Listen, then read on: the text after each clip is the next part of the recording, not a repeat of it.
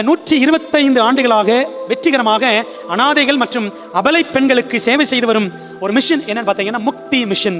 அந்த மிஷனை தொடங்கினது யாருன்னு பார்த்தீங்கன்னா ரமாபாய். இந்த அம்மாவோட வாழ்க்கை ரொம்ப ஆச்சரியம், ரொம்ப பயங்கரமா இருக்கும். சரிங்களா, மக செத்துருவாங்க, புருஷன் செத்துருவாரு. இந்த அம்மா ஒரு பிராமண பெண்மணி.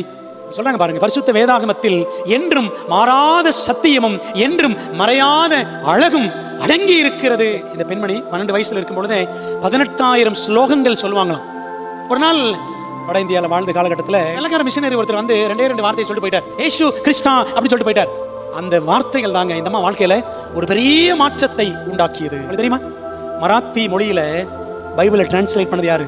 இந்த அம்மா தான். கடைசியில் ஆண்டோட ஜோம் பண்ணாங்களா, அவங்க சாக போறாங்க தெரிஞ்சு போச்சு. ப்ரே பண்ணாங்களா, ஆண்டவரே இந்த மராத்தி பைபிளை நான் ஒரு முறை ஃபுல்லா அதை நான் ப்ரூஃப் பார்த்துடணும், அதை நான் பிழை திருத்தம் பார்க்கணும், எனக்கு 10 நாள் கொடுங்க ஆண்டவரேன்னு சொல்லி ஜோம் பண்ணாங்களா. கரெக்டாக 10 நாள் முடிஞ்சு செத்து போயிட்டாங்க. பைபிள் இப்படி தாங்க நமக்கு கிடைச்சிச்சு. நம்ம இன்னைக்கு அதை சட்டை பண்றதே கிடையாது.